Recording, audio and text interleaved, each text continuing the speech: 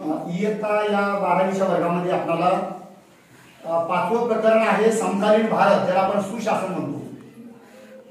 सुशासनाचा अर्थ होतो की अत्यंत पारदर्शक, अत्यंत चांगलं, ज्यामध्ये जनतेचा मोठा सहभाग आहे, याला आपण सुशासन म्हणतो. सुशासन जर तुम्हाला योग्यरित्या या देशामध्ये अंमलात आणायचं असेल तर या भारतीय संविधानाशिवाय दुसरा पर्याय नाही. जे आमचं सुशासन आहे, या सुशासनाची जी मूल्य आहे, ती मूल्य कोणती? पारदर्शकता. तुम्हाला जर या देशाचं सरकार योग्यरित्या जर चालवायचं असेल तर सरकार योग्यरित्या चालवण्यासाठी कायद्याची गरज असते आणि ते पूर्ण कायदे या ठिकाणी भारतीय संविधानामध्ये अंमलात आणि अंतर्भूत झालेले आहेत.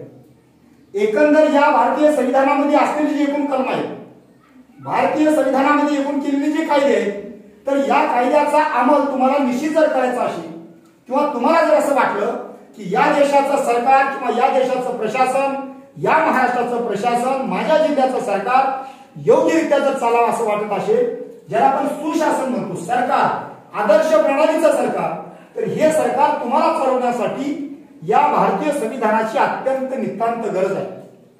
सुशासनाची कोणती मूल्ये आहेत? मूल्यांच्या जर बाबतीत विचार करायचा झाला तर या ठिकाणी सुशासन, आदर्श शासन म्हणून जर तुम्ही न वाचता त्याला आपण म्हणतो पारदर्शकता.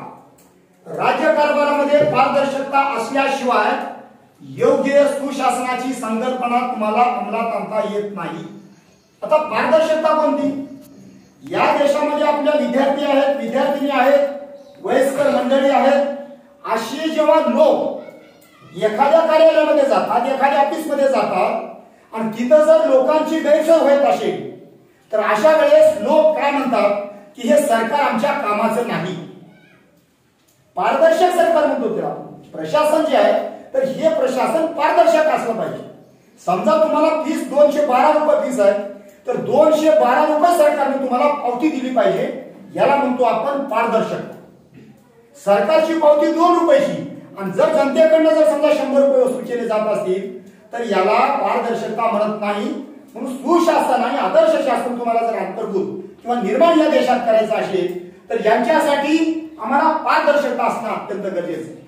म्हणून 2005 मध्ये माहिती अधिकार कायदा या महाराष्ट्रामध्ये अंमलात आला, देशामध्ये अंमलात आला. त्याचं कारण काय होतं की माहिती अधिकाराचा जो कायदा अंमलात आला, त्या कायदा अंमलात येण्याच्या पाठीमागचं कारण जे काय की सरकारचं जे सुशासन आहे, पारदर्शक सरकार आहे, या पारदर्शक सरकारचं खरं स्वरूप आम्हाला अंमलात आणता येतं किंवा आम्हाला ते कळतं. म्हणून त्यांनी म्हणाले की आमच्या देशामध्ये देखील आता माहिती अधिकार कायदा लागू झाला पाहिजे आणि माहिती अधिकार कायद्याच्या द्वारे सरकार जे वास्तव सरकार आहे किंवा खरं सरकार आहे किंवा खोटं सरकार आहे, खरं आणि खोटं यातली शहानिशा करता येते आणि अधिकारी योग्यरित्या काम करतात की नाही यासाठी आम्हाला ते स्पष्ट करता येतं.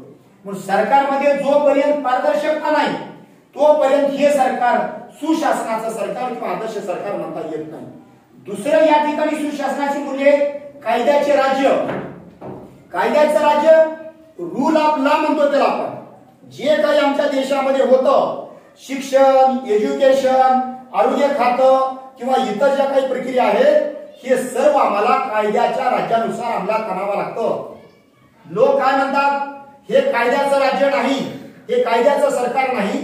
लोकांची अशी ओरड का होती तर त्याचं एकमेव कारण असं आहे की भारतीय संविधानात जो काही नियम आहे, कायद्याचं राज्य सर्वांना समान कायदा, सामान्य माणसापासून ते श्रीमंत लोकांपर्यंत. शुद्ध भाषेत जर सांगायचं झालं तर बुरसूरचा एखादा हिरामन मुस्कावाड, जनार्दन गुणाले या माणसापासून देशाच्या प्रधानमंत्र्यापर्यंत सर्वांसाठी एकच कायदा, त्याला म्हणतो आपण कायद्याचं राज्य. काल आपल्या लोकसभेच्या निवडणुका झाल्या, त्या निवडणुकीमध्ये गरीब आणि श्रीमंत लोक एकाच रांगेमध्ये उभं राहून मतदान केले, याला म्हणतो आपण कायद्याचं राज्य, याला म्हणतो आपण रूल ऑफ लॉ. आणि कायद्याचं जर राज्य या देशामध्ये असेल तर खऱ्या अर्थानं सांगता येतं की सुशासन आहे. तिसरा त्यामधला भाग आहे सहभागात्मक.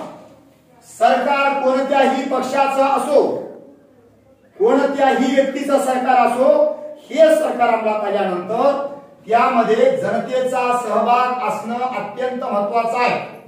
जनतेच्या गराणी आणि अडचणी तुम्ही